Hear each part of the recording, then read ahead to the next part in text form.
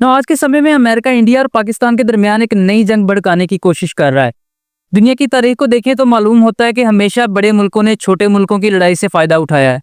और अमेरिका जो दुनिया में 47% आर्म एक्सपोर्ट्स के लिए रिस्पॉन्सिबल है, उसने हमेशा इंडिया और पाकिस्तान के दरमियान जंगों को ट्रिगर किया है और इनसे फायदा उठाता रहा है। देखिए, इंडिया और पाकिस्तान के दरमियान 3 मेजर जंगें हुई हैं और इनमें से 2 जंगें 1954 से 1971 के दरमियान हुई। और इसी टाइम पीरियड के दौरान अमेरिका ने पाकिस्तान को $2 बिलियन के आर्म्स एक्सपोर्ट किए और इस तरह इंडिया और पाकिस्तान के दरमियान इन दोनों जंगों को फ्यूल किया। आज जब इंडिया और पाकिस्तान के दरमियान टेंशन्स बहुत ज़्यादा आई हैं, तो अमेरिका एक मर्तबा फिर से जलती पर तेल फेंकने का काम कर रहा है। और ये सिर्फ इंडिया और पाकिस्तान का केस नहीं है। अमेरिका शुरू से ही दुनिया भर में जंगों को ट्रिगर करता है और इनसे फ़ायदा उठाता रहा है। क्योंकि दुनिया में कहीं पर भी जंग होती है और दो मुल्क आपस में लड़ते हैं और वेपन्स इस्तेमाल होते हैं, तो इससे डायरेक्टली अमेरिका का फ़ायदा होता है, क्योंकि इससे अमेरिका के वेपन एक्सपोर्ट्स में इजाफा होता है। आज की इस वीडियो में हम बात करेंगे कि कैसे अमेरिका दो मुल्कों के दरमियान ऐसे इवेंट्स को मैनिपुलेट करता है जिनसे जंग का माहौल बनाया जा सके। और अगर इंडिया और पाकिस्तान के दरमियान जंग होती है तो इसमें अमेरिका के कौन से इंटरेस्ट शामिल हैं। देखिए, अमेरिका कभी भी दो मुल्कों के दरमियान डायरेक्टली जंग शुरू नहीं करवाता, बल्कि वो इवेंट्स को इस तरह मैनिपुलेट करता है जिसकी वजह से दोनों मुल्कों के दरमियान टेंशन्स बहुत ज़्यादा बढ़ जाती हैं और जंग का माहौल बनता है। और ये काम America diplomatic support, arm sales और इंटेलिजेंस शेयरिंग के जरिए करता है। सबसे पहले अमेरिका दोनों मुल्कों को वेपन सेल करता है। इंडिया और पाकिस्तान के केस की बात करें तो सबसे पहले अमेरिका ने पाकिस्तान को F-16 फाइटर जेट सेल किए और रिसेंटली इस प्रोग्राम का अपग्रेड भी पाकिस्तान को प्रोवाइड किया।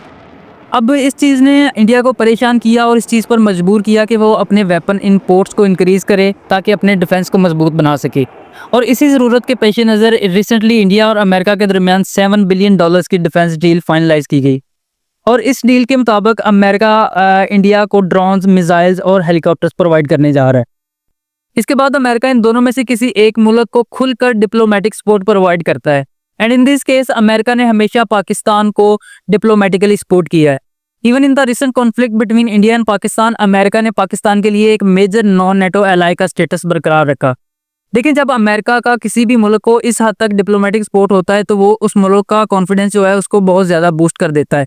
और यही चीज़ पाकिस्तान को कॉन्फिडेंस देती है कि वो इंडिया के खिलाफ मुख्तलिफ टेरर ऑर्गेनाइजेशन को फाइनेंस कर सके। और जब पाकिस्तान इन टेरर ऑर्गेनाइजेशंस की फंडिंग करता है इंडिया के अगेंस्ट, तो इंडिया के अंदर टेरर अटैक्स होते हैं और ये चीज़ इंडिया और पाकिस्तान के दरमियान जंग का माहौल पैदा करती है।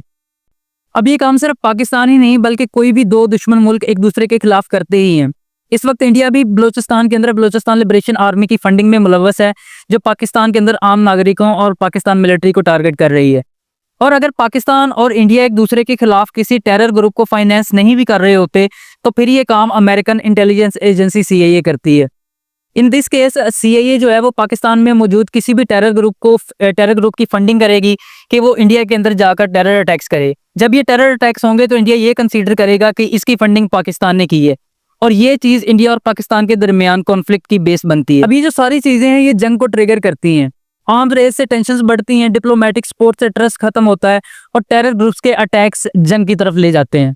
इसके अलावा अगर ये बात करें कि अगर इंडिया और पाकिस्तान के दरमियान जंग होती है तो इसमें अमेरिका का क्या फ़ायदा है। देखिए, इसमें अमेरिका के बेशुमार फ़ायदे हैं। सबसे पहले तो अमेरिका की जो वेपन एक्सपोर्ट्स हैं उनमें बहुत ज़्यादा इजाफा होगा, क्योंकि कोई भी दो मुल्क जब हालत जंग में होते हैं तो वो हथियार खरीदते हैं।